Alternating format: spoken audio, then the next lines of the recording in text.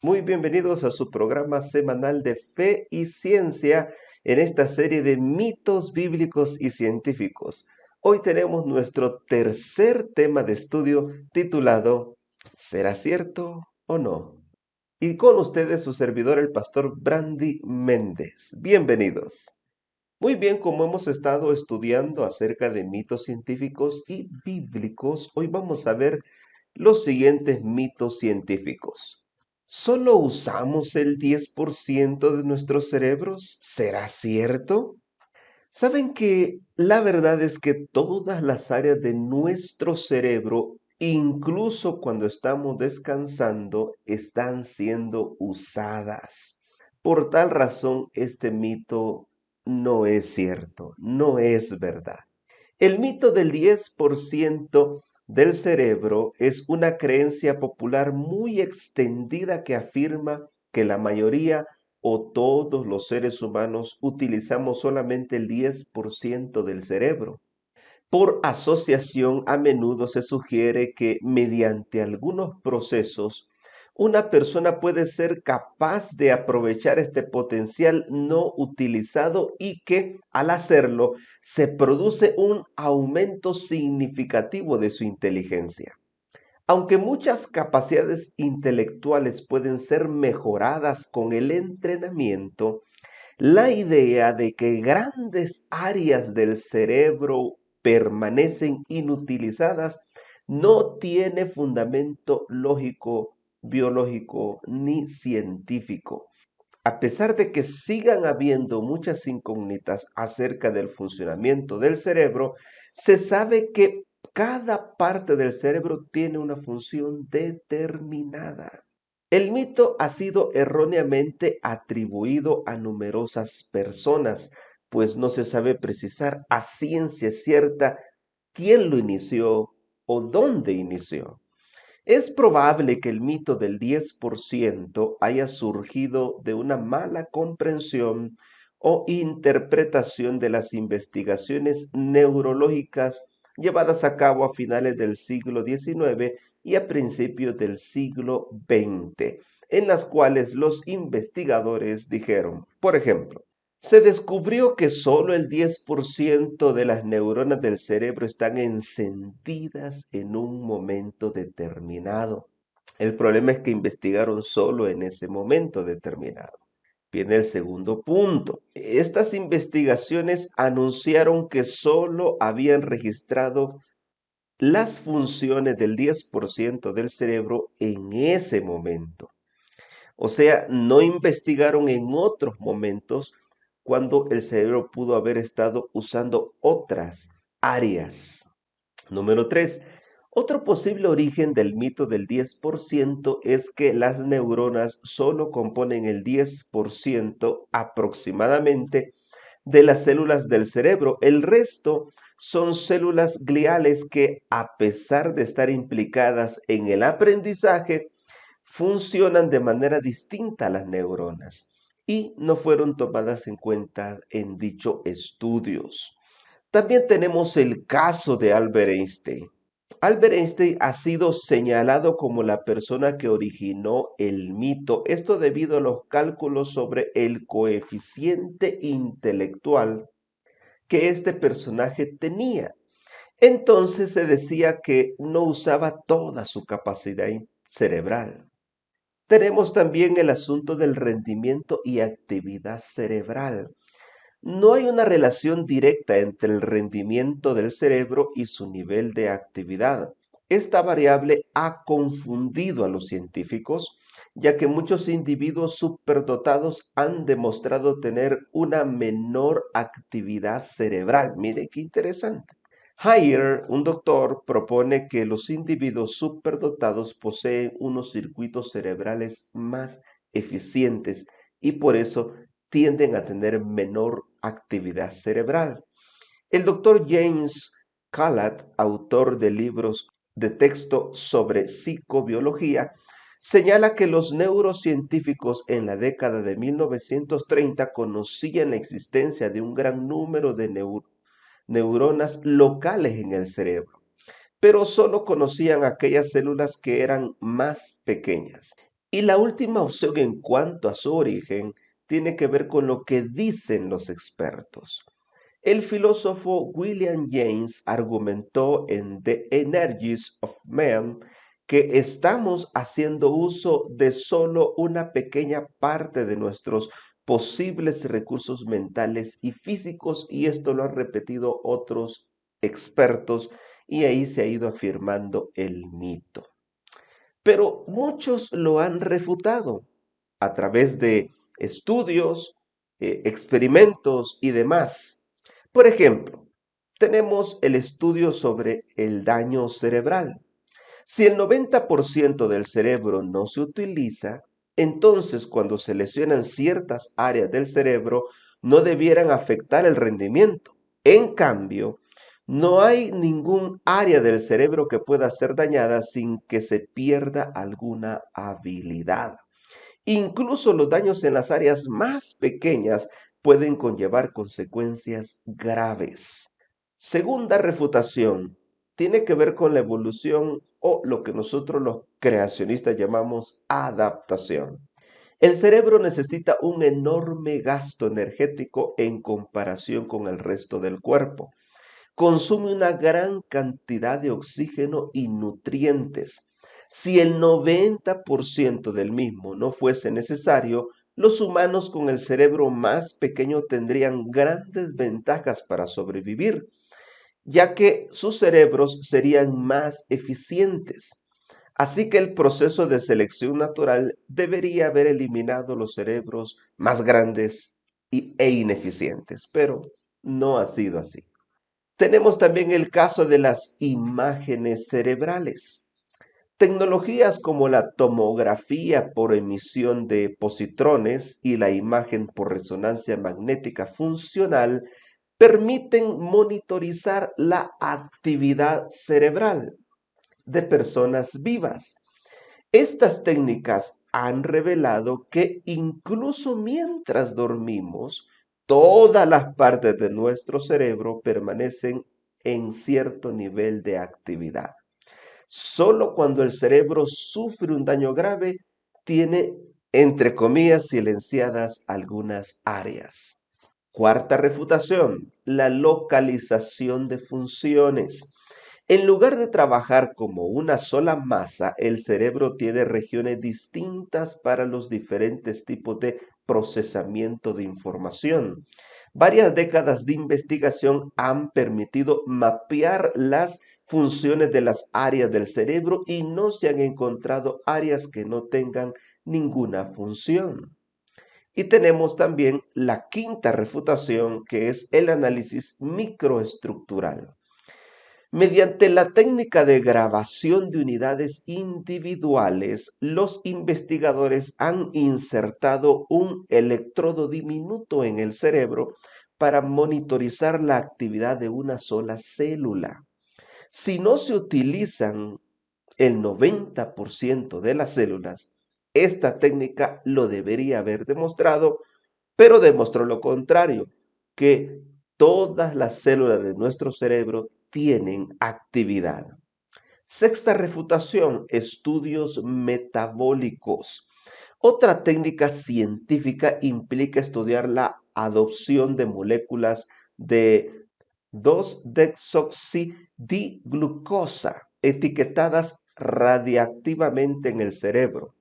Si el 90% del cerebro estuviera inactivo, entonces esas células inactivas deberían aparecer como áreas en blanco en una radiografía del cerebro. Una vez más, esto no ha sido así. Y la séptima refutación tiene que ver con las enfermedades neuronales. Las células del cerebro que no se utilizan deberían degenerarse. Por lo tanto, si el 90% del cerebro permaneciera inactivo, las autopsias del cerebro de adultos tendrían que revelar una degeneración a gran escala, pero no es así. Déjenme decirles que este mito ha sido perpetuado involuntariamente por individuos que simplemente creían en él y deliberadamente por aquellos que podrían obtener algún beneficio del mismo.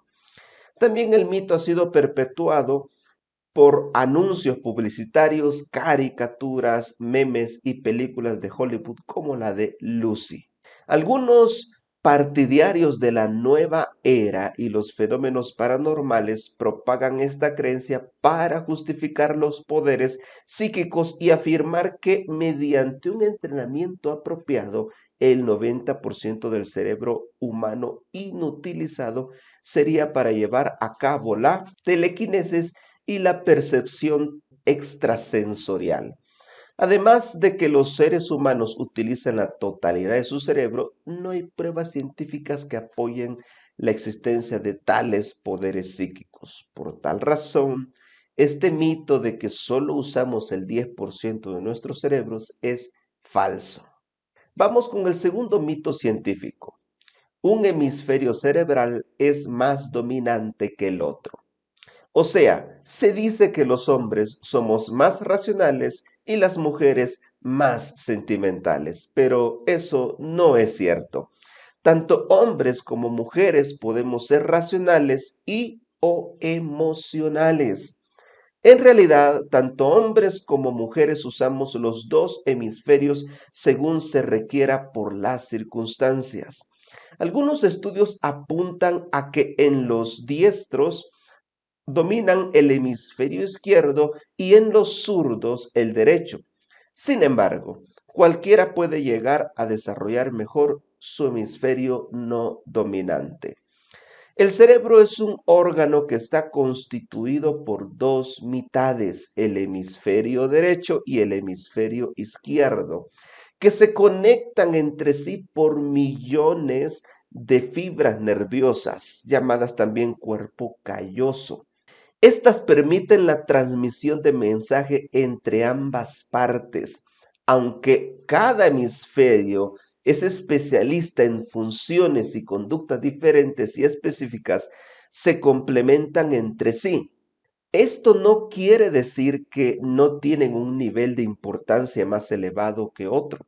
Existe una relación invertida entre los dos hemisferios y el cuerpo humano. Por ejemplo, el hemisferio derecho coordina el movimiento izquierdo del cuerpo y el hemisferio izquierdo se encarga del movimiento del lado derecho del cuerpo. Esto significa que usamos ambos hemisferios cuando caminamos. Hablemos un poquito del hemisferio izquierdo. ¿Qué controla? Bueno, controla el razonamiento, el lenguaje hablado, el lenguaje escrito, la habilidad científica, la habilidad numérica y la mano derecha.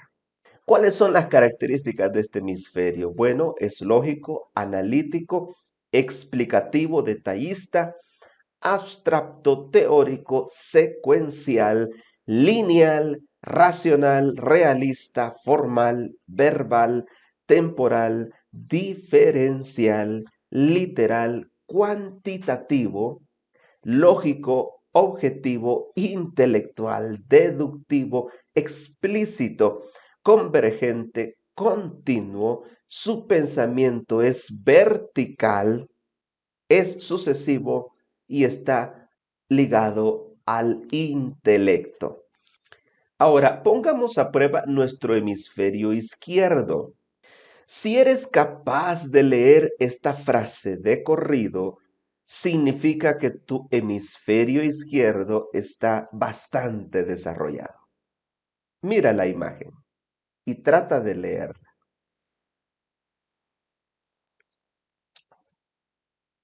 ¿Cómo te fue? ¿Lograste leerla? Yo espero que sí, porque el cerebro lo que hace es cambiar los números por letras e ir leyendo, ¿verdad? Eso, si no te costó, significa que tu hemisferio izquierdo está bastante desarrollado.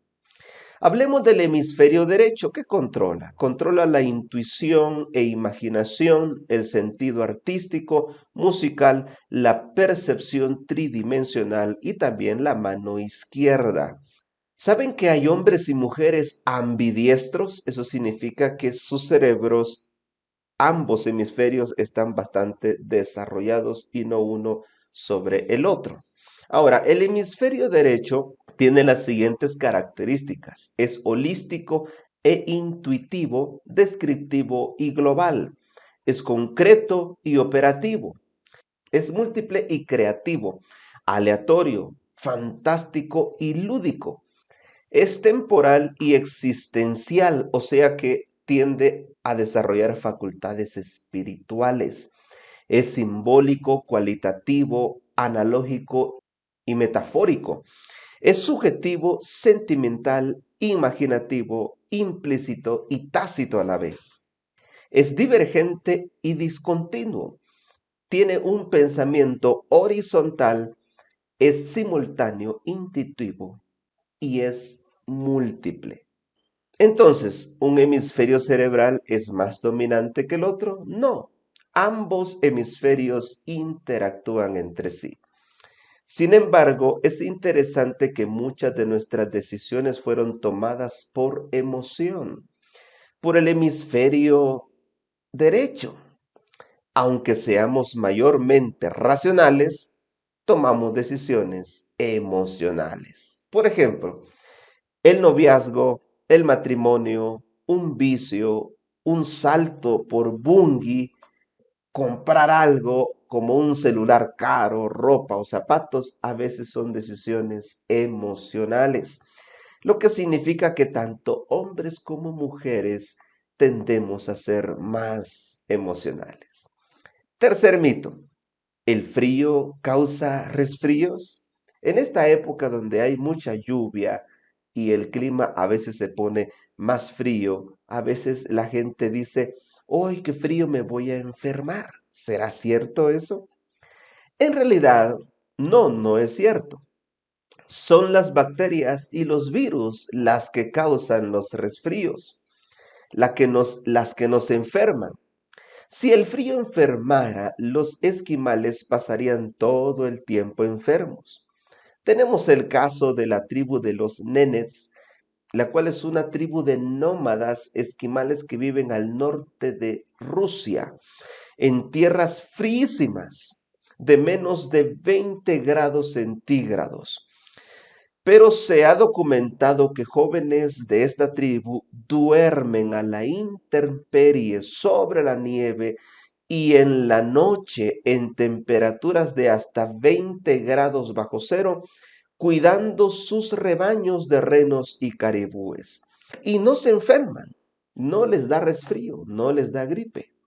Lo que sucede es que los ambientes fríos nos hacen que nos encerremos y nos expongamos más a estos virus que se mantienen en el encierro, o sea, en lugares no ventilados o no asoleados. También hay un factor psicológico. La mente a veces ha relacionado el frío con el resfrío y por eso cuando a veces nos exponemos al frío extremo sin usar suéter, decimos, me voy a enfermar. Y como la mente es tan poderosa, terminamos enfermándonos somáticamente. Pero la mente lo que hace es bajar nuestras defensas y por ende nos terminamos enfermando al final. Otro detalle es que, según algunos, el clima afecta la producción de glóbulos blancos en la sangre. Sin embargo, existe el baño de contraste, donde tú puedes tener una ducha caliente, fría, para aumentar las defensas naturales de tu cuerpo. Muy bien, vamos ahora con los mitos bíblicos. ¿Era Moisés tartamudo? Fíjense que en Éxodo capítulo número 4, verso 10 dice, entonces Moisés dijo a Jehová, ah, Señor, nunca he sido hombre de fácil palabra, ni antes ni desde que tú hablas con tu siervo, porque soy tardo en el habla y torpe en lengua. Este pasaje ha sido difícil de traducir y hay versiones que nos hacen sentir que Moisés era tartamudo o algo así, que tuviera algún problema con el habla. Pero esta interpretación no tiene peso porque no es apoyada por algún otro pasaje bíblico. Algunos comentaristas o intérpretes del hebreo dicen que la palabra lengua que aparece aquí se usa en la Biblia en cuatro circunstancias. Número uno, La lengua como parte del cuerpo. Número 2, la lengua como una forma o símbolo. Número 3, como instrumento del habla. Y número 4, como lenguaje o idioma. ¿Cuál de estos usos se aplica aquí en este pasaje? Es obvio que Moisés no estaba hablando de manera simbólica de su lengua. Sí se estaba refiriendo a un problema con el habla, pero este problema del habla no dependía de alguna afección física como la tartamudez. Lo más probable es que estuviera refiriéndose a un problema con el idioma, más que con la capacidad de hablar. En otras palabras, Moisés dice que es tardo para hablar, no refiriéndose a que es tartamudo, sino a que se le había olvidado el egipcio. Recuerden que habían pasado 40 años ya y Moisés había estado viviendo en Madián. Entonces Moisés, cuando recibe el llamado de Dios de ir a liberar a su pueblo de Egipto, pone como excusa que él ya se le olvidó el egipcio, que no podría comunicarse con los egipcios, que no podría hablarle a Faraón, y poniendo esas excusas para ver si Dios le daba a otro esa grande misión. Ahora, veamos cómo otras Biblias han traducido este pasaje.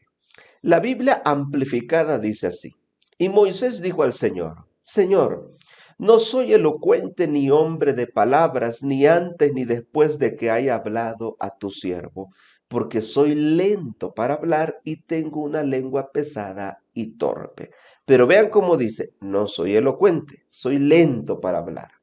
Ahora, en la Biblia, palabra de Dios para todos dice así: Moisés le dijo al Señor: por favor, Señor, nunca he sido de fácil palabra, ni antes ni después de que me hablaras a mí, tu siervo.